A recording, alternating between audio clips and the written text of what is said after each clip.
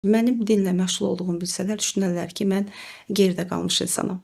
Mən demirəm onun namazı vacib deyil, mən demirəm din vacib deyil. O mənada demək istəmirəm. Amma ən azı kimsə bunu bacarmırsa, ən azı kimsə dindar ola bilmirsə, heç olmasa həyatına bir mənəviyyat qatmalıdır. Dəqiq dinlə həyatını davam etdirən, dinin tövsiyələri üzərində davam etdirən insanların evladları və o ailədə olan evladların nailiyyətləri daha yüksək olur. Adam var ki, dini elə anlayır ki, bəli deyir ki, din elmə zidd. O həqiqəti dəyişmir, həmin o gerçəkliyi dəyişmir. Problem burasındadır ki, sənin dünya görüşün odur, sən o cür anlayırsan. Ateist olmasının heç bir problemi yoxdur. Əsas odur ki, sən mənim dinimə radikal yanaşma. İnsan istər mən, istər başqası, istər biri gənc, fərq eləmir. Dini araşdıranda insan gərək birinci tənqidi yanaşsın məsələyə.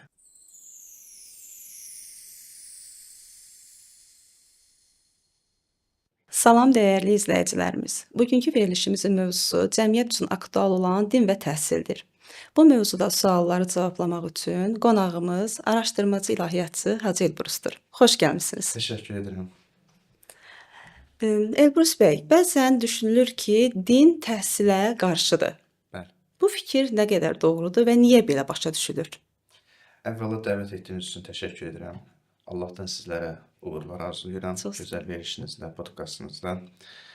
Allah sizləri müvəffəq eləsin. Sağ olun. Və bu sualın cavabına gəldikdə, tarix boyu belə bu suallar həmişə aktual olub və bitib tükənməyən bir sualdır da. Yəni həmişə olur və düşünürəm ki, elə qiyamətə qədər bu sual qalacaq. İnsanları maraqlandırır, insanlara belə bir sual qarşıya çıxır ki, həqiqətən də din və elm ümumiyyətlə bunlar bir-birinə uyğun bir şeydir, yoxsa bunlar bir-birinə zidd bir şeydir?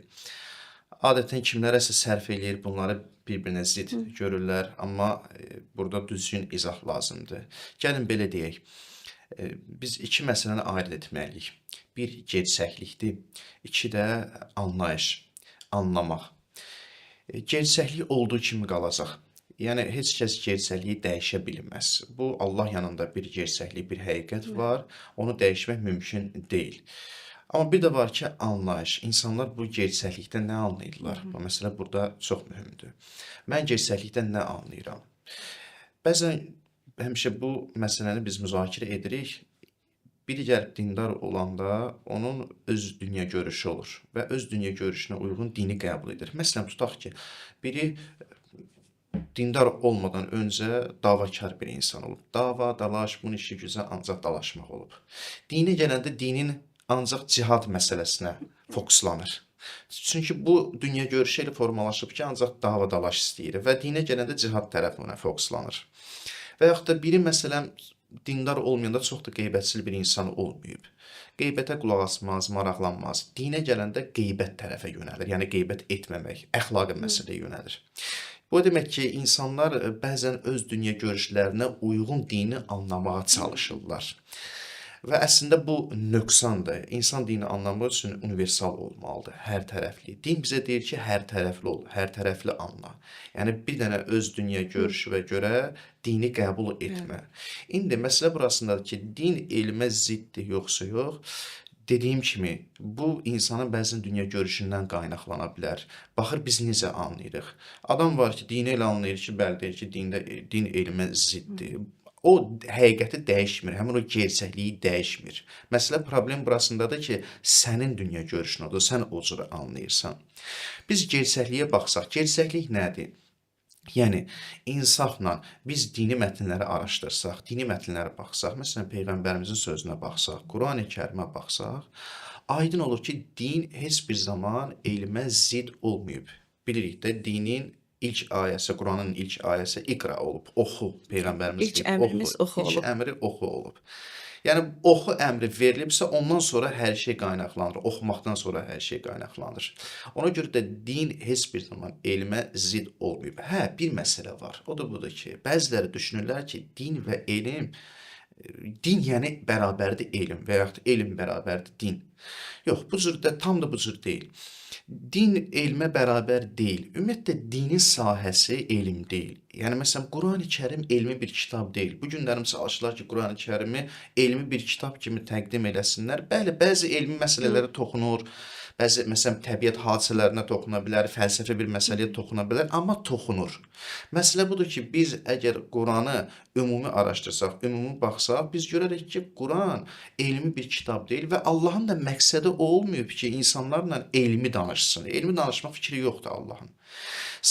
Quran ona deyərlər hidayət kitabı. Yəni həyat tərzi proqramıdır Quran. Mənəvi bir həyat tərzi təqdim edir. İnsan necə düzgün yaşamalıdır, necə gözəl həyat sürməlidir. Quran bunun üçün gəlib. Quran gəlməyib ki, bizlərə elm öyrətsin. Yox, elmi sahə var, insanların ixtiyarındadır. Allah insanların ixtiyarına tapşırıb, insanlar gedib öyrənməlidir, ixtisaslaşmalıdır və o sahədə inkişaf etdirib özlərini insanlara xidmət etməlidir.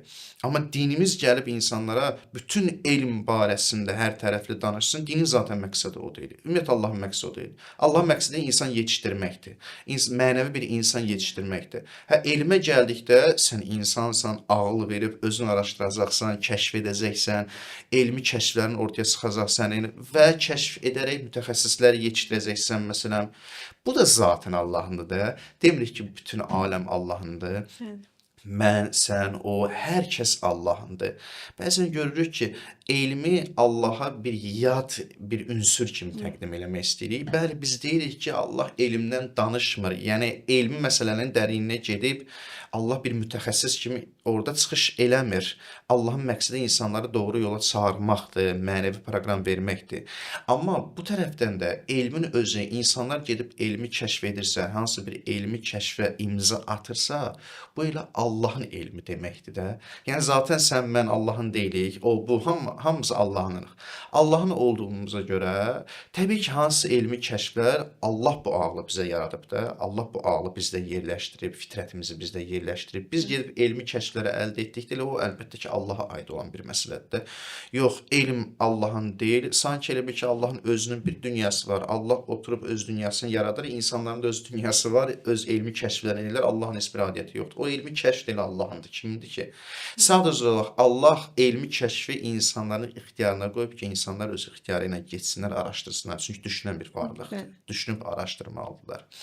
Ona görə xülasə, insafən yanaşsaq, din heç bir zaman elmə qarşı olmayıb. Din deyib ki, bizə öyrənin, öyrədin. Elə ən az dediyim kimi, iqra, o ayə gəlir, oxu. Oxu əmri ilə Allah Peyğəmbərə müraciət edir. İndi burada biz necə deyə bilərik ki, din elmə ziddir. Bəli. Və belə bir məqama toxundunuz ki, özü düşünsün, özü araşdırsın. Bəli. Belə deyə bilərikmi? Din insanı düşünməyə təşviq edir. Zaten o cürdür. Quran ayələrinə baxsaq, məsələn, o qədər ayələr var ki, məgər düşünmürsünüz, düşünün, insanları düşünməyə çağırır. Təfəkkür etmək dinin ilə əsas məqsədidir. Yəni, Qurana baxsaq bu ayədə oldu və yaxud da məsələn hədislərimizdə də var, Peyğəmbərimizin sözündə, dini mətnlərdə gəlir. Peyğəmbərimiz deyir ki, qəlbinizi təfəkkür etməklə oyadın. Yəni, təfəkkür elə Quranın əsas mesajlarından biridir. Allah hətta gəlir, təfəkkür etməyən insanı heyvanla bərabər tutur. Çünki bizi heyvandan üstün edən şey bizim təfəkkürümüzdür. Düşünüb, kəşflər əldə etmək, özümüzü tapmaq və yaxud da başqa bir kəşflər əldə etmək. Əgər biz bunu eləyə bilməyəcəksə, bizim təfəkkürlə işimiz yoxdursa, biz gündəlik yeməkdir, içməkdir, yəni heyvanla fərqimiz nə olacaq?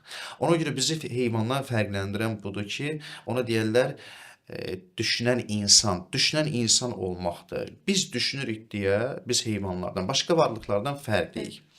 Və bu günlərim insanlar hansısa bir nailiyyətlər əldə ediblərsə, bunu ancaq insan eləyib, başqa bir varlıq əldə etməyib bunu. Ona görə insan Allah üçün mühümdür.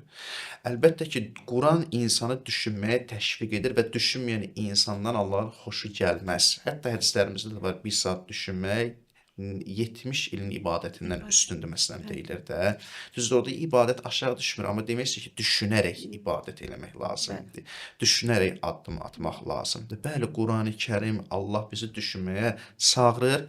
Quranın ayələrinə də baxsaq, bu ayələr çoxludur, doludur və düşünməyən insana da deyərdim ki, Allahın xoşu gəlməz. Allah istəyir ki, bəndəsi düşünsün. Bəli.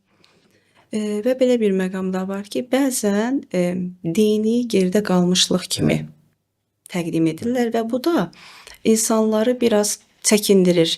Hətta belə deyim, belə bir fikir formalaşır. Mənim dinlə məşğul olduğumu bilsələr, düşünərlər ki, mən geridə qalmış insanam. Bilirsiniz, dini geridə qalmış kimi bilmək, məsələn, əgər biz elmi məsələyə gəlsək, yenə deyirəm, orada oxunuş məsələsi var. Mən dini necə oxuyuram, öz dünya görüşüm necədir?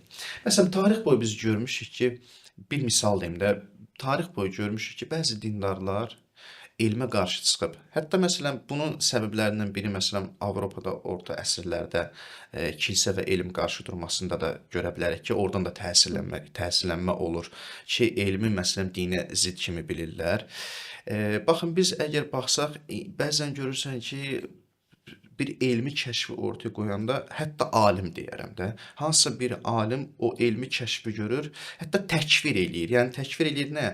Birdən kimsə o elmlə məşğul olsa kafirdir. Onu kafir nəzərdə tutur. Yəni kafir kimi bilir. Niyə? Çünki baxır ki, dini mətnlərdə o elmə uyğun bir şey yoxdur.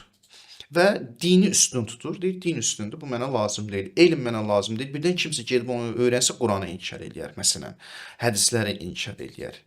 Məsələ burasındadır ki, insan istər mən, istər başqası, istər biri gənc, fərq eləmir. Dini araşdıranda insan gərək birinci tənqidi yanaşsın məsələyə.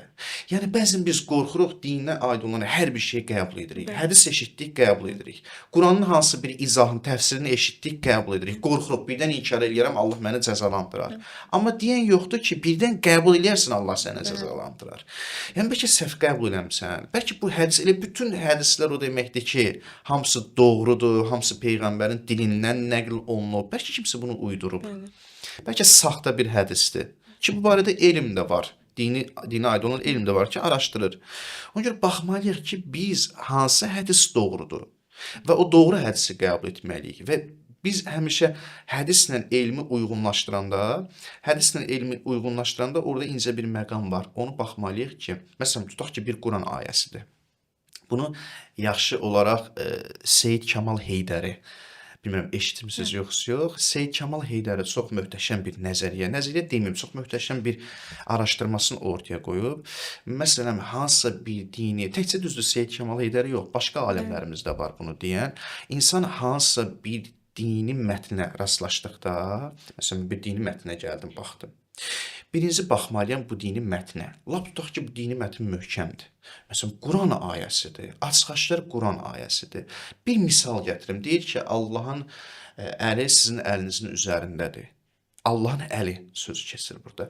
İndi maraqlıdır. Allahın əli mən qəbul etməliyəm. Çünki açıq-aşkar dini mətndir. Amma bu elmlə də misal olaraq fəlsəfi elmlə, onu bir elm kimi qəbul etsək, ziddiyyət təşkil edir. Və yaxud da məsələn hansısa bir təbiət hadisəsinə aid olan bir Quran ayəsi var. Baxıram ki, bugünkü məsələn fizikada, kimyada onlara uyğun gəlmir. Mən nə edeyim?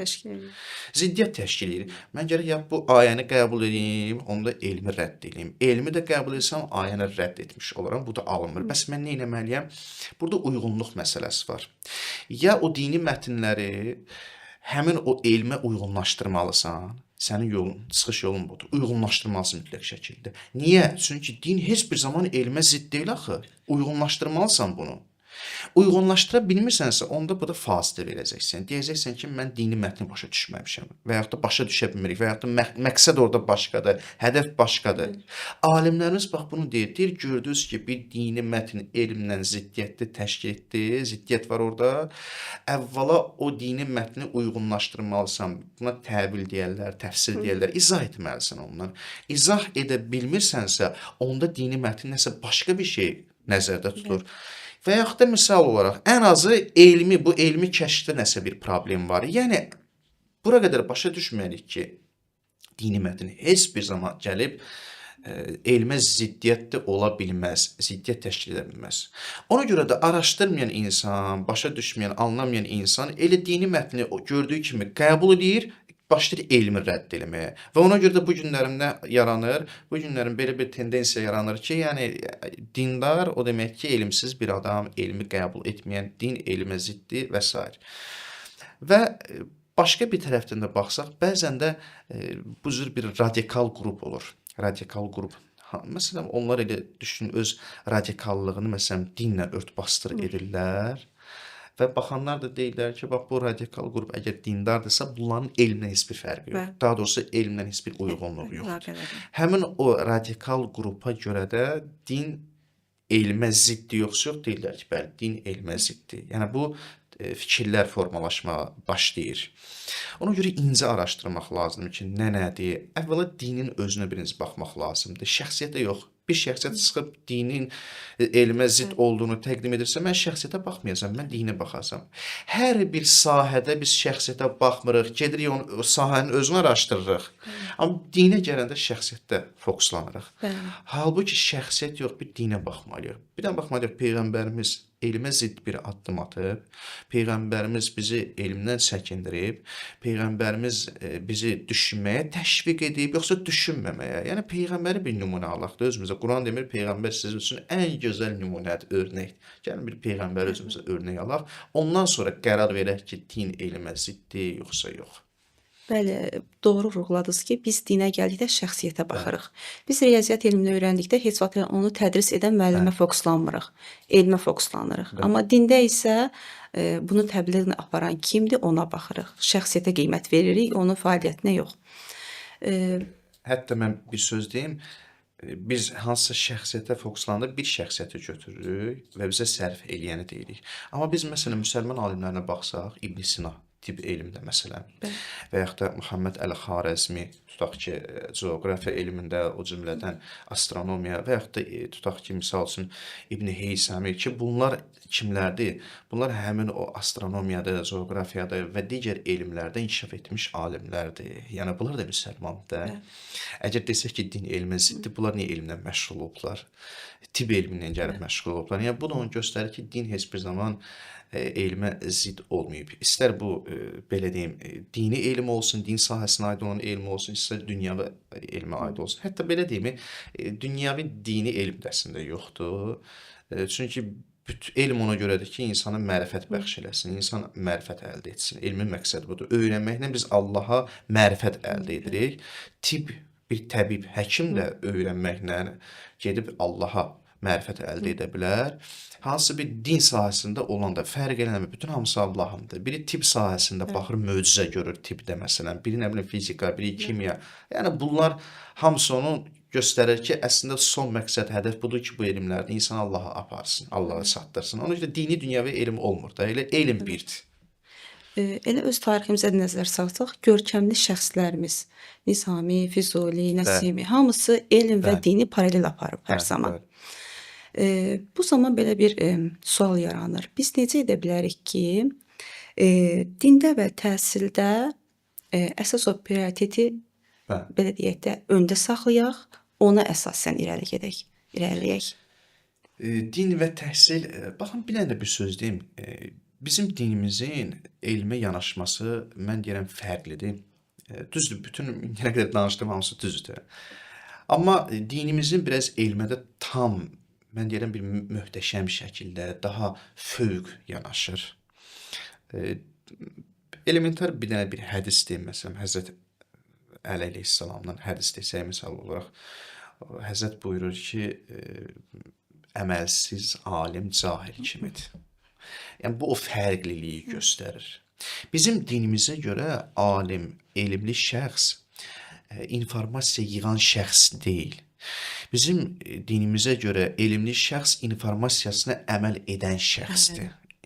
Yəni əməl baş versə bu alimdir. Nə çox bilənlər var, mən də bilirəm. Ola bilsin çox şey bilirəm, amma aliməm, o mənim əməllərimlə ölçüləcək ki, mən aliməm yoxsa yox. Əməllərim yoxsa xeyr, cahillə fərqim olmayacaq mənim, əməlsiz bir şəxslə fərqim olmayacaq.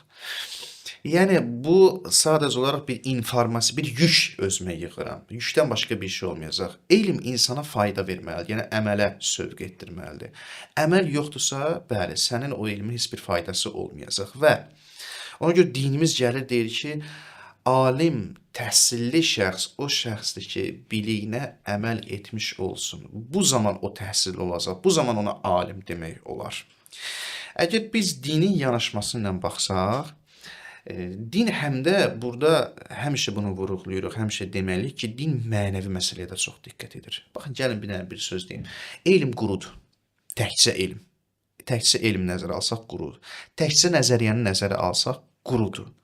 Mən nə qədər tibbi nəzəriyyə bilim, hətta dini sahəsində də olsun, mən nə qədər fiqhi, usuli, məsələn, İslam fəlsəfəsinə aid nəzəriyyə bilim, hətta irfan elminə aid nəzəriyyə bilim. Deyə bilərsiniz ki, irfan elmi qurudur məgər, nəzəriyyə quru ola bilər. Yəni, mən nə qədər nəzəri bilgilər əldə edim, bunlar qurudur. Bunlar bizə quruluqdan başqa bir şey verməyəcək. Bəs nə istəyir Allah bizdən?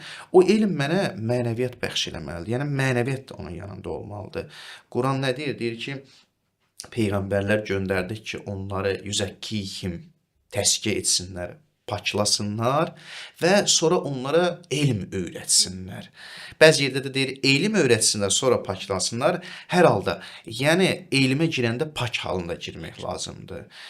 Və yaxud da paklanmaq istəyiriksə elmimiz də olmalı. Bunlar bir-birini tamamlayır, bir-birinə zidd deyil. İnsan pak halında elm öyrənməlidir. Elm bizi paklamalıdır. Paklıq nədən qaynaqlanır? İnsanın mənəviyyatından qaynaqlanır.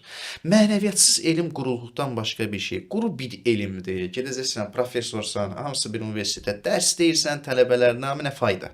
Heç bir faydası olmur. Elə quru nəzəriyyələrdən və hətta belə tələbələr bu quru nəzəriyyədən bezir, yorulur. Ki, yox, bu deyil, mənim axtardığım bu deyil, gedib başqa bir şey. Mən o qədər tələbələr olub, o qədər tələbələri görmüşük ki, məsələn, nə keçirsiniz universitetdə, filan dərsi keçirib, baxırsan ki, çox möhtəşəm dərsdir. İndi nə işlə məşğulsan, filan başqa bir işlə. Bəs niyə öz sahəndə işləmirsən? Maraqdan düşdüm. Yəni, görürsən, bunları nəzəriyyə, bunları quru nəzəriyyə maraqlandırmır. Bunlar sonradan başqa bir şey axtarırlar. Onlar mənəvi, istilik axtarırlar. O istiliyi axtarmaq üçün Allah deyir ki, elmlə yanaşı mənəviyyat da olmalıdır. Mənəviyyat olmadan o mümkün deyil. Bəli, bu günləri, məsələn, tutaq ki, bəzən bunu irad edirlər, sufilərdir, irfan əhlidir. Məsələn, tutaq ki, bəlkə eşitmisiniz, elə mütləq də eşitmisiniz. Mövlana Cəlaləddin Rumi, Şəms Təbrizi misal olaraq biz bunlara baxırıq, görürük ki, orada Şəms Təbrizi neynir? Mövlana Cəlaləddin Rumi kitaba bağlı bir insan olur. Kitaba bağlanır və ancaq oxumaq istəyir kitabları və s. Amma Şəms Təbrizi gəlir onu kitabdan ayırır. Bir müddət onu kitabdan ayırır ki, yəni hər şey surətdə deyil. Mənanın özünə getməlisən. Surət bəzən mənaya pərdə ola bilir. Yəni, burada qalmısan, elə bilirsən ki, hər şey bunun içərisindədir. Amma başa düşmürsən ki, burada əsas məsələ mənəvi məsələ də olmalıdır. Mənəviyyat olmadıqda elmin insana bir faydası olmaz. Və yaxud da, misal üçün, başqa İslam alimlərindən, indi məzhəbindən asılı olmayaraq, bunu deyəndə biraz qorxa-qorxa deyirəm. Bəzən deyilir ki, sən başqa məzhəb fərqi yoxdur. Əgər hansının sözü düzdürsə, həyatı düzdürsə, eybi yoxdur. Misal çəkmək heç bir problem yoxdur. Yəni, bu nəysə hansısa bir alimi təbliğ etmək deyil. Məsələn, tutaq ki, deyək ki, Qəzzaliyə baxırsan, onun həyatına oxuyursan, Qəzzali görürsən ki, elə bir həddə gəlib çatır ki, indi o baş, belə deyim, müdərris olur, müəllim olur mədrəsədə, gəlir dərs deyir, minlərlə tələbəsi olur, tələbələrlə dərs deyir, amma axırda bir yerə gəlib çatır ki, bu dərs mənə istədiyimi vermir. Bilirsiniz də, o artıq hər şey tərk edir, dərsi tərk edir, gedir qəlb məsələsinə. Yəni, deyir ki, hər şey qəlbdən süzülməlidir. Elm mənim üçün hicab olur. Mən həqiqəti axtarmaq üçün qəlbimə müraciət etməliyəm. Həmin mənəviyyat məsələsidir. Sonra Qəzzali gedir, bir neçə müddət araşdırmaları aparır. Axırda deyir, Allah mənim qəlbimə bir nur indirdi ki, o nur vasitəsilə mən xilas oldum. Yəni, bu mən, belə deyim, ruhi xəstəlikdən xilas oldum. Allah məni çıxartdı o çətinlikdən. Sözüm nədir? Yəni, bunu nəyə gətirirəm? Görürsən ki, məsələn, bu alimlər də, bu kimi alimlər də baxırlar, elm, kitab, yazı, dəftər filan, bunlar hamısı lazımlıdır. Mən demirəm, bunlar lazımdır, bayaqdan hədis deyirik, Peyğəmbərimizin sözünü deyirik, amma bunlar bizim mənəviyyatımıza xidmət etməlidir. Başqa bir alimlərdən, məsələn, misal gətirin, bir alim vardı, deyir ki, bəzən dini elmin özü belə məni cəhənnəm apara bilər. Dini elmin özü məni cəhənnəmə apara bilər. Niyə? Çünki mənəviyyətimə xidmət etməsə, egoma xidmət eləsə, əlbəttə məni cəhənnəmə aparacaq. Yəni, bu qədər alimlərin sözünə baxanda, deməli, məna anlaşılır, belə anlaşılır ki, Bu biz təəssüf ki, bəzən belə eləyirik ki, mənəviyyatımız elmə xidmət edir, amma elm mənəviyyatımıza xidmət etməlidir. Yəni elmi biz qərar verməliyik ki, mənəviyyatımı çiçəkləndirsin, o mənim daxilimdə, qəlbimdə olan o gövhəri üzə çıxarsın. O olmadığı təqdirdə əlbəttə ki, elmin mənası olmayacaq. Ona görə bunu danışdıqdan sonra gəlirik sualın əsas, biraz çox getdim. Baxın, təhsil və o həmin dini uyğunlaşdırmanın mənası da budur. Dinin təqdim etdiyi bax budur. Təhsil olmalıdır, amma təhsil ibtidai bir şeydir. Hansı sahədən asılı olmayaraq, hansı dərəcədən asılı olmayaraq, professordur, filandır, fərq olmur. Hansından asılı olmayaraq, bunlar ibtidai bir şeydir. Ömrümüzü ancaq bunların üzərində qurmamalıyıq. Əgər mənəviyyatımız olmasa, bunlar mənəviyyatımıza xidmət etməsə, bir ömür oxuduğumuz bu elm mənasız olacaq, heç bir faydası olmayacaq. Ona görə təhsili bax, dinə uyğunlaşdırma mənası bax budur. Bəli. Və burada bunu vurğulamaq istəyirəm. Biz elə təhsildən danışırıqsa və bizim yaddaşımızda həkk olub qalan müəllimlər olur. Bəli. Ki o müəllimlər həqiqətən də dəyərlərə üstünlük verən insanlar olur. Xoş xasiyyətli, mülayim insanlar olur. Və öyrətdikləri o dərsi iş kimi deyil, öyrətdikləri elmi iş kimi deyil, həqiqətən də şagirdin həyatına işıq saçacaq bir Bəli, formada öyrədirlər. Burada da bəlli olur ki, elə həqiqətən də bizim elmlə məşğul olan şəxslərimizin dəyərlərə nə qədər münasibəti yaxşı olsa da bizim təhsilimiz də inkişaf eləyər, elmimiz də. Gənclər din və elmi necə balanslaşdırmalıdır? Gənclər din və elmi balanslaşdırmanın yolu əvvəla budur ki, gənclər elmə önəm verməlidir. Bu birinci növbədə. Oxumalıdırlar, hansısa bir sahədə mütəxəssis olmalıdır. Bu mütləqdir, bu öz yerində. Və balanslaşdırmaq məsələsinə gəldikdə gənclərin əvvəla dini öz mənbəsindən düzgün araşdırmalıdırlar. Bayaqki dediyim sözlər ağıldan kənara çıxmamaq şərti ilə tənqidi yanaşmalıdırlar məsələyə. Qorxmamalıdırlar. Yəni məsələn, düzdür, insafən yanaşmaq lazımdır. Bir insan ömründə heç olmasa bir dəfə dini araşdırsın da. Ola bilər ki, sən deyən olsun, lap tutaq ki, din səhvdir. Amma bir dənə ömründə bir dəfə araşdır. Araşdırmamış bu qənaətə gəlməmək lazımdır. Araşdırmaq lazımdır. Araşdırdıqdan sonra bu qənaəti bir nəticəyə gəlmək lazımdır. Birinci tənqidi yanaşsınlar ki, görəsən ümumiyyətlə din nədir? Bizə din nə vəd eləyir? Dinin məqsəd nədir? Hədəfi nədir? Bunu araşdırdıqdan sonra əlbəttə elmdən yanaşı olmalıdır. Elm onsuz da bizim həyatımızda var. İstər dindar olsun, qeyri-dindar olsun, hətta ateist olsun. Elm hər zaman var. Elm olmalıdır. Elmsiz insan ölü bir insan kimidir. Ən azı kitab həddində bizim elmimiz olmalıdır. Gündəlik mütaliəmiz olmalıdır. Yəni mütaliə olmadan o insanın, necə deyim, xəbərsiz bir insandır. Heç nədən xəbəri yoxdur. Yox, biz də xoşlayırıq ki, xəbər alaq, yeni şeylər qarşımıza çıxsın. Elm, yəni, kitab həddində olmalıdır. Bu öz yerində. Hansısa bir, tutaq ki, gənc universitet oxuyur, o universitetlə davam eləsin, oxumalıdır. Bu, yəni, belə deyim də, bunlar yəni, aksiom olan şeylərdir. Burada nəsə bir onlara durum tövsiyə edeyim, bu düzgün olmaz. Onlar bilirlər nə etmək lazımdır. Amma elmi dinə balanslaşdırmaq məsələsinə gəldikdə, burada dinə qarşı insafla yanaşmalıdır, tənqidi yanaşmalıdır, bəli, tənqid olmalıdır. Hər deyiləni qəbul etmək lazım deyil, olmaz. Və hər şəxsdən eşidilən sözü də qəbul etmək olmaz. Bu deyir ki, din belədir, bəlkə elə deyil, bəlkə başqa cürədir. Biz o qədər ziyalı insanlar olub ki, onlar məsələn, tutaq ki, bir mühitdə böyüyüblər, o mühitin dinin qəbul etsəydi, doğru olmaz. Çünki bərbad gündədir o mühitin dini.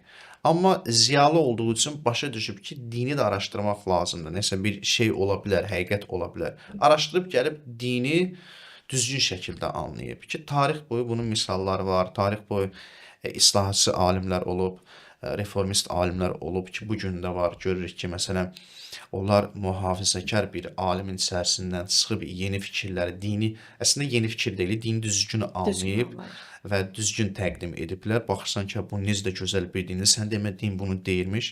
Yəni, Ona görə gənclər məsələyə tənqidi yanaşmalılar, hər deyiləni qəbul etməməlidirlər, hər deyən şəxsin sözünü qəbul etməməlidirlər və s.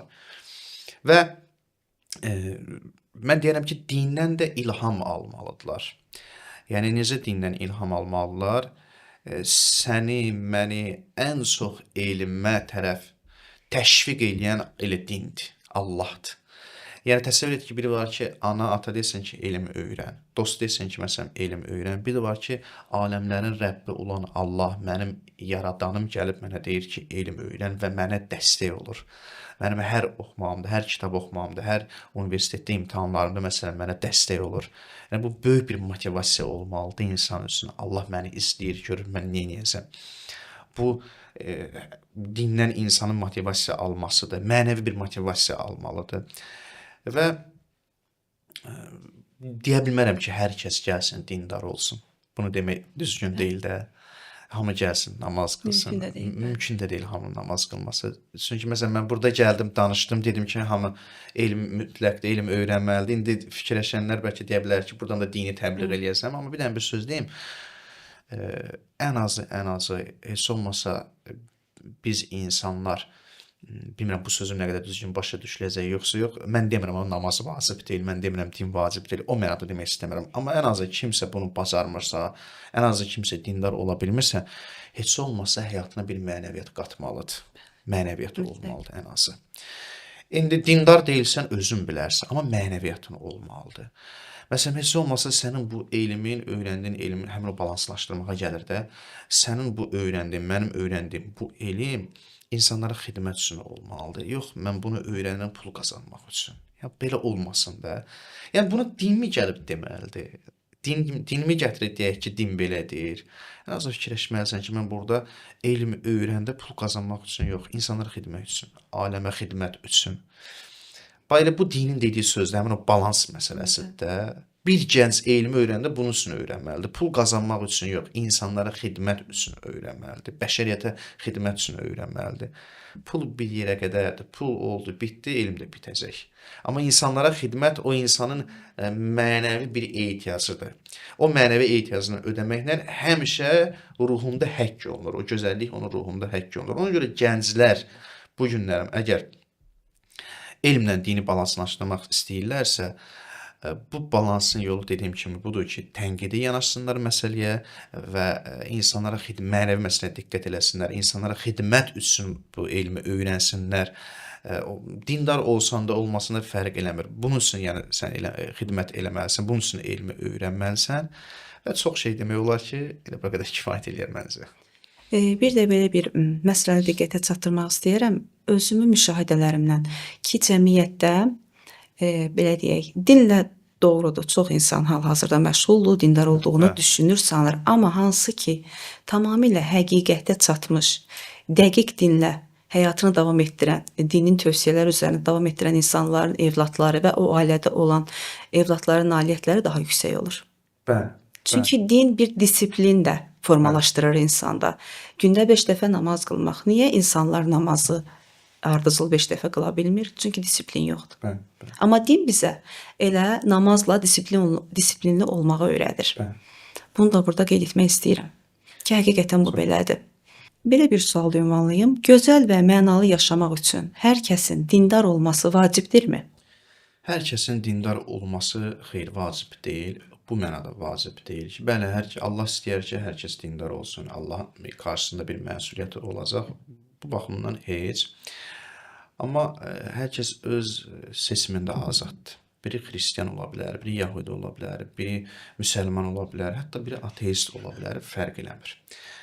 Hər kəs öz seçimində azaddır. Allah heç kəsi heç nəyə məcbur etmir və başqası da insanları nəyisə məcbur edə bilməz. Bu bir mənalı olaraq belədir. Sadəcə olaraq məsələ burasındadır ki, insan inadkar olmamalıdır. Belə bir misal var. Məsələn, tutaq ki, şeytanla, iblislə Həzrət Adəm əleyhissalamın fərqi bundan ibarətdir ki, Həzrət Adəm əleyhissalam səhv etdi, səhvinə görə tövbə elədi və Allah onu bağışladı. Yəni, öz səhvini iqrar elədi. Amma şeytan, iblis neynədi? O gəldi öz səhvini örtbasdır etməyə, bəhanələr gətirməyə və Allah onu bağışlamadı. Yəni belə deyim, Allahın insanla işi inadkar olmamasıdır. Ola bilər ki, səhv yolda olasan, ola bilər ki, Allahın istəmədiyi yolda olasan, amma inadkarlıq eləmə. Ya məsələn, bu günlərin bir xristian, bu günlərin hansısa bir məzhəbdə olan məsələn, doğrudanmı bunlar inadkarcasına o məzhəbdə qalırlar? İnadkarcasına bir xristian, bir yəhudi öz dinindədir. Yəni onlar bilirlər ki, müsəlmanlıq haqqdır və Allaha inadkarlıq edib gəlib öz dinlərində qalırlar. Doğrudanmı belədir? Yox, elə xristian alimlər, elə xristian məsələn ailəsi var, elə xristian insan var ki, o görürsən ki, öz dininə sadiqdir. Gedər kilsəyə dua eləyər. Allah, qəlbi Allahla bağlıdır. Daim Allaha çağırar. Çətin bir vəziyyətdə Allaha çağırar. Yəni bu səmimidir də. Baxırsan ki, bu inadkarlıq eləmir. Bu bilmir. Bəli, bilmir. Bu həqiqəti bilmir. İndi nəyə görə bilmir? İşim yoxdur. Nəticə etibarilə bilmir də bu. Yəni bilmir, xəbəri yoxdur. Baxırsan ki, bu səmimidir. Bu işində səmimi olduğuna görə mən necə deyə bilərəm ki, Allah onu götürüb cəhənnəmə atacaq? Yəni bunu deyə bilərəmmi? Çətin bir şeydir onu demək. Yəni o ki, o səmimi duası var, səmimi Allahla yaxınlığı var. Mən onu deyənmərəm o gedər cəhənnəmə. Bunu demək mümkün deyil. İnsan hər kəs öz seçimində azaddır, amma bir şərtlə ki, inadkarlıq etməsin. Doğrudan da səmimi olacaqsa, qiyamətdə də səhv olsa Allah onu bağışlayacaq ki, yəni sən bilməmsən, həqiqətən inadkarlıq eləməmsən. Ona görə də kim hansı dində olursa olsun, heç bir insanlar onun işlərinə qarışa bilməz və üstəlik də bizim istədiyimiz, hətta Azərbaycanda da istədiyimiz budur ki, fərqli dinlərdə olursan ol, amma təhlükən olmasın. Bir müsəlmanın xristiana təhlükəsi olmasın, bir xristianın müsəlmana təhlükəsi olmasın. Yəni radikallıq olmasın. Əsas budur ki, radikallıq olmamalıdır. Hər kəs dini qəbul etməlidir, vacibdirmi? Yox, ola bilər ki, biri ateist. Ateist olmasına heç bir problem yoxdur. Əsas odur ki, sən mənim dinimə radikal yanaşma. De ki, mən qəbul eləmirəm Allahı. Mənə sabit olan argumentlərə əsasən mən Allahı qəbul eləmirəm. Sən də öz dinindəsən, dinivə də hörmətin var. Yəni özün öz istədiyin kimi yaşa. Mən nə sən Allahı təhqir edirəm, nə müqəddəsləri təhqir edirəm, işim yoxdur səndən. Çıxırlar, məsələn, təzə bir şey çıxıb da Qurani. Tamam da indi sən Quraniliyi qəbul etdin, sən ancaq Quranı qəbul edirsən. Ola bilər ki, bu sənin düşüncəndir, amma çıxıb hər şey vurmağa ehtiyac yoxdur, radikal yanaşmağa ehtiyac yoxdur. Səni kimsə məcbur eləmir ki, gəl sən məsələn Qurani olma, filanı ol, məsələn. Yox, öz elə bildiyində qal, amma radikal yanaşma insanın azaddır. İnsan, Azərbaycanda da məsələn bunu görürük, hər kəs azad yaşayır və azad, bunun da belə deyim, insanlara əmin amanlığı olması üçün gərək burada radikallıq olmasın, insanlar bir-birinə radikal yanaşmasın. Hər kəs gözəl həyat yaşasın deyə gəlib dindar olmalıdır. Məncə belə bir şey yoxdur. Bəli, mənə görə bu mənim öz inancımdan qaynaqlanan bir, necə deyim, möhkəm bir bilikdir. Mən bunu bilirəm və möhkəm bir əsasım var, bilirəm. Bəli, daha xoşbəxt olmaq üçün, daha mükəmməl həyat yaşamaq üçün, bəli, insan gəlib dindar olmalıdır. Peyğəmbərimiz də buyurur, İnnəmə bu'istu liutəmmimə məkariməl əxlaq. Mən ona görə göndərdim ki, gözəl əxlaqı tamamlayayım. Əxlaq var, gözəl əxlaq var, amma tamamlamaq üçün mən gəlmişəm. Yəni, kamilləşdirmək üçün mən gəlmişəm. Və mən kamil bir yolu seçmək istəyirəm, kamil şəkildə xoşbəxt olmaq istəyirəm, gəlib mən dindar olmuşam. Amma mən demirəm ki, dindar olmayan bədbəxtdir, bədbəxt olacaq və hamı gəlib dindar olmalıdır. Xeyr, elə ölkədə yaşayırıq ki, burada hər kəsin dindar olmasına ehtiyac yoxdur və belə bir qanun da yoxdur. Hətta dini qanunlara da əsasən insanlar bir-birinə hansısa bir inanca məcbur edə bilməz. Dində məcburiyyət yoxdur da Quran ayəsi deyilir. Hər kəs öz istədiyi kimi yaşaya bilər və biz dindarlar aşılamırıq, hamı dindar olmalıdır. Biz məqsədimiz bu deyil. Məqsədim budur ki, mən bir şeyə inanıram, onu gözəl görürəm. O gözəllikdən danışıram. Sənin məcbur edib qolundan, bunu qolundan tutub gətirmirəm ki, gəl dindar ol, müsəlman ol. Xeyr, mən məqsədim o deyil. Mən sadəcə gördüyüm gözəllikdən danışıram ki, hər kəs gördüyü gözəllikdən danışır. Ateist gəl ateistlikdən danışır, xristian xristianlıqdan danışır. Biri məsələn öz sahəsindən danışır. Hər kəs öz istədiyi sahəsindən danışır. Quran Quranilikdən danışır. Mən də öz inancımdan danışıram. Məqsəd budur ki, bu insanlar özləri baxsın, özləri qərar versin. Əgər gözəl təqdim edəcəksənsə, özü o gözəlliyi, gözəldirsə o gözəlliyə tərəf qayıdacaq, gələcək. Ehtiyac yoxdur kimsə məcbur eləsin. O vaxtı təzə dinə gələndə bəzən belə şəxsləri görürdük. İndi bilmirdik də və yaxud da düşünürdük ki, belə olmalıdır. Amma sonra da anlaşıldı ki, belə deyil. Görürdük ki, məsələn, bəzi dindarlar yolda kimi tuturdu, moizə eləyirdi.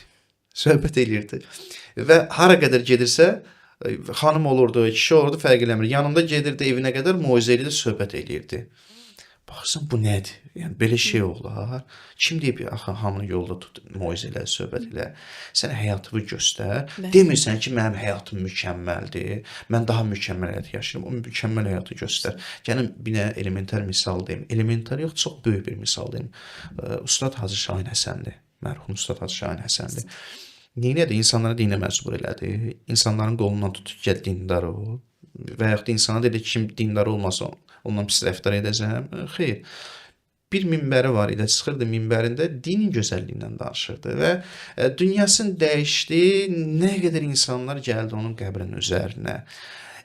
O qəbrin üzərinə gələndə dindar da var idi, müğənnisi də var idi, incəsənət adamı da var idi. Fərq eləmir, nə qədər adamlar var idi, gəldilər onu ziyarət elədilər. Niyə? Çünki gözəllik görmüşdülər onun dinində, təqdim etdiyi dinində. Yəni o cür yaşayaq, kifayətdir bu. Lazım deyil kimsə nəyisə məcbur eləyəsən. Özləri o gözəlliyi görüb gələcəklər.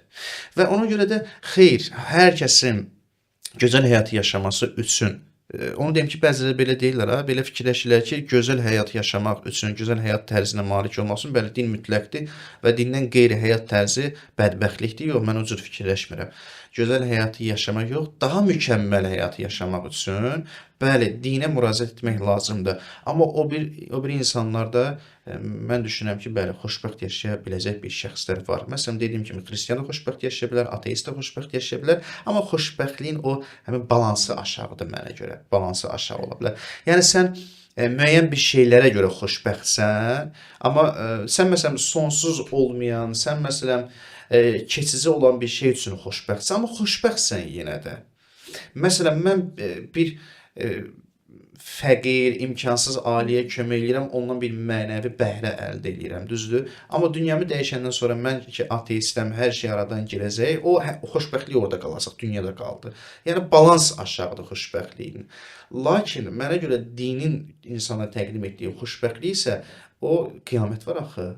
Sonsuz bir varlığa tərəfə gedir, Allaha tərəf gedir. O xoşbəxtlik də əbədi olaraq insanda qalacaq. Xülasə, xeyr, insanın gözəl və mənalı həyata malik olması üçün mütləq şəkildə dindar olması lazımdır? Yox, məncə.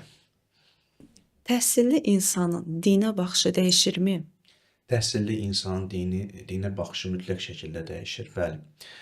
Siz təsəvvür edin ki, təhsilsiz insan dindən oxuduğu bir şey necə başa düşəcək, nə başa düşəcək ümumiyyətlə. Və bunu da qeyd edim ki, məsələn, biz öz övladlarımıza həmişə bunu tövsiyə edirik ki, sən Quranı oxumadan öncə müəyyən bir elmə sahib olmalısan. Məsələn, orta məktəbi yaxşı oxumalısan, orta məktəbi heç olmasa bitirməlisən və yaxud da məsələn 8-ci sinifə gəlib çatdırmalısan özünü, tutaq ki, ondan sonra sən Qurana giriş eləməlisən. Çünki bir şagirdin, bir insanın əgər elmdən heç bir məlumatı yoxdursa, o Qurana necə daxil olacaq? Yəni Quranı necə başa düşəcək? Allah necə başa düşəcək?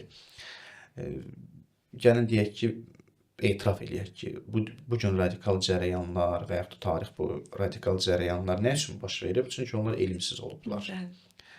Quranı necə gəldi başa düşüblər, o cür də təbliğ ediblər. Amma bəlkə Quran başqa bir şey deyil. Elm gəlir ona kömək edir. Yəni elm digər elmlər girişdir. Quranı yaxşı anlamaq üçün girişdir. Təbiət hadisələrindən xəbərdar olan bir şəxs, tutaq ki, təbiət hadisələrini oxuyur, kainatdan xəbərdardır. Bu kimi şey astronomikdir məsələn, tutaq ki, bu şeylərdən xəbər olur. Və yaxud da fizika, kimya və s. bu şeyləri oxuyur. İndi gəlir Quranda, tutaq ki, Quran bir dənə hansı bir fizika aid bir məsələyə toxunur. O yaxşı başa düşəcək, yoxsa mənə kimi bir şəxs ki, fizikadan başa çıxmır, gedim onu oxuyum, məsələn, mən yaxşı başa düşəcəm, əlbəttə ki, o yaxşı başa düşəcək. Mən deyəcəm ki, bəh, möcüzədir, amma başa düşmürəm, axı söhbət nədən gedir. O isə həqiqətə varacaq. Məsələn, qərb alimləri, bəzi qərb alimlərini görürsünüz, indi adları yadımdan çıxıb, yadımda qalmayıb, Görürsünüz, onlar elmi kəşflər əldə eləyirlər və Allaha yönəlirlər. Bəli. Var da belə Bəli, alimlər, bəli. Allaha yönəliblər. Nə üçün onlar Allaha yönəlirlər? Çünki onlar bilirlər ki, söhbət nədən gedir, Allah nədən söhbət eləyir.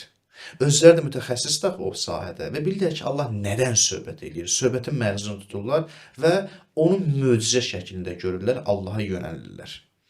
Və yaxud da İslam alimləri olsun, fərq eləmir. Oxuyurlar, görürlər ki, bu oxuduqları, yəni bizim hansısa bir elmi sahəmizə uyğunda Allah ondan danışır və yönəlirlər Allaha tərəf ki, la sən nə gözəl danışırsan. Yəni sən demə, mən indi kəşf etdiyim, başa düşdüyüm şeyi sən 1400 il əvvəl demisən. Özü cahil biri Ərəbistan, cahil ərəblərin içərisində onu demisən, toxunmusan ona. Sən gör nə vaxtdan bunu bilirdin. Bu Allahın əzəli bir elminə işarə edir də, həmişə var olan bir elminə işarə edir. Yəni bu cür yanaşma, təhsilli bir şəxsin dinə yanaşması əlbəttə ki, fərqli olacaq. Hətta qeyd edim ki, təhsilli bir insanın Allahın mərhəmətdir, bəlkə bu biraz qəribə gələ bilər, Allahın mərhəmət xüsusiyyətinə mi deyim, Allahın o mərhəmət isminə mi deyim, ona da fərqli yanaşacaq. Təhsil insana mərhəmət bəxş eləməlidir. Bilirsiniz, təhsil həqiqətən insana mərhəmət verməlidir. Təhsil insanı acıgöz etməməlidir, təhsil insanı qəddar etməməlidir. Təhsil insanı, dinimizdə deyir, təhsil insanı təvazökar etməlidir. Yəni, təvazökarlıq bəxş eləmirsə mənə, o təhsil faydasız olacaq. Ona görə təhsil insandan mərhəmət hissini aşılayır.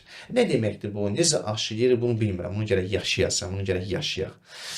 İnsan, əslində qismən desəm, çünki təhsili öyrənmək, təhsil əldə etməklə insan, Quranda ayə var, deyir, hər bir bilənin başının üzərində bir bilən var. Yəni sən bilirsən, amma bil ki, sənin başının üzərində daha çox bilən var. Onu demək istəyir ki, yəni oxuduqlarımızı biz əldə edirik və nə qədər cahil olduğumuzu anlayırıq ki, yəni mən başa düşməmişəm heç nə. Oxuyuram, görürəm ki, yox, hələ çox şey var imiş. Başa düşməmişəm, səhər gün başqasını oxuyuram, yox, çox şey var imiş. Başa düşmürəm, oxuyuram və başa düşmürəm, mən sonsuz bir dəryanın içərisindəyəm, mən buradan çıxa bilmərəm. Burada ən yaxşısı budur ki, deyim ki, mən acizəm sənin qarşımda. Peyğəmbərimizin belə bir duası var. Deyir, hər dəfə 70 dəfə istiğfar eləyərdi Peyğəmbərimiz. Niyə 70 dəfə istiğfar eləyərdi? Çünki Peyğəmbərimiz öz nail olduğu məqamı görür, əvvəlki məqama nisbət verir, əvvəlki məqamdan nə qədər az olduğunu başa düşür, tövbə eləyir. Deyir, ilahi, mən də elə bilirdim ki, bu məqam böyük bir məqamdır. Yox, bugün başa düşdüm ki, bundan böyük bir məqam varmış. Hər gün o həmin mərhələləri keçir, 70 dəfə deyir, istiğfar eləyir də Peyğəmbər. Öncəki məqamlara tövbə eləyir, mərhələlərə tövbə eləyir. Bax, elm insanı bu yerə çatdırmalıdır. Oxuduqca insan deyir ki, mən bilmirəm. Oxuduqca insan deyir, oxumaq ona görə lazımdır, təhsil ona görə lazımdır ki, mən bilmirəm sözünü ruhumuz etiraf eləyə bilsin. Bu cür insan, təhsilli bir insanın dinə yanaşması da fərqli olacaq. Təhsilli bir insan dini gözəl şəkildə anlayacaq. Təhsilli insan Allahı gözəl anlayacaq ki, baxın, təhsilli insan, bunu türk bir alimi var idi, o deyirdi, Mustafa Öztürk.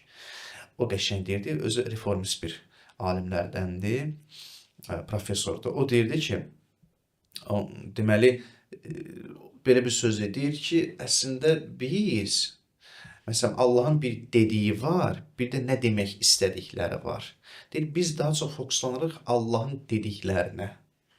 Yox, Allahın dediyi yox, Allahın nə demək istədiyinə fokuslanmaq lazımdır. Misal olsun, Allah deyir ki, Əbu Ləhəbin əli qurusun.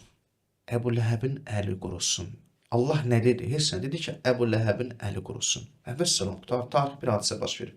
Yox, nə demək istəyir Allah burada? Bu mühümdür. Nə demək istədiyinə baxmaq lazımdır. Yəni, surətdə qalmaq lazım deyil. Mənaya yönəlmək lazımdır ki, hansı mənanı Allah qəsd edir.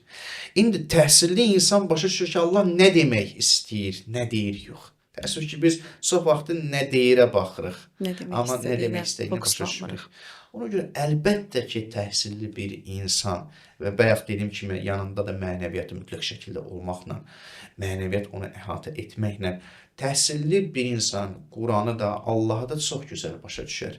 Təhsilli bir insan Allahın mərhəmətini də gözəl başa düşə bilər. Çünki təhsilli bir insan, həqiqi təhsilli bir insan özünü aciz bilir Allah qarşısında və başqalarına özünü aciz bilən bir insan başqalarına da mərhəmətli yanaşar əslində. Və doğrudan da bu belədir ki, insan oxuyub dərk etdikcə, sizin vurguladığınız kimi o əvvəlki halı ilə müqayisə etdikdə, Bəli. eqodan kənarlaşıb Bəli. təvazöyə yönəlir. Bəli, Ki, mən nə qədər aciz imişəm, hələ nə qədər siz vurguladığınız kimi o dəryadan öyrənməliyəm. Bu da Bəli. istər-istəməz insanda təvazunu formalaşdırır. Son olaraq bunu qeyd etmək istəyirəm ki, araşdırmaq, sual vermək insanı inkişaf etdirən ən doğru yoldur. Hətta araşdırmaq və sual vermək insanı özünün tapması üçün bir yoldur. İnsan özünü orada tapır. Bəli. Ümid edirəm ki, bugünkü verilişimiz izləyicilər üçün maraqlı olacaq və onların da qəlbində, düşüncəsində qaranlıq qalmış məqamları işıqlandıracaq.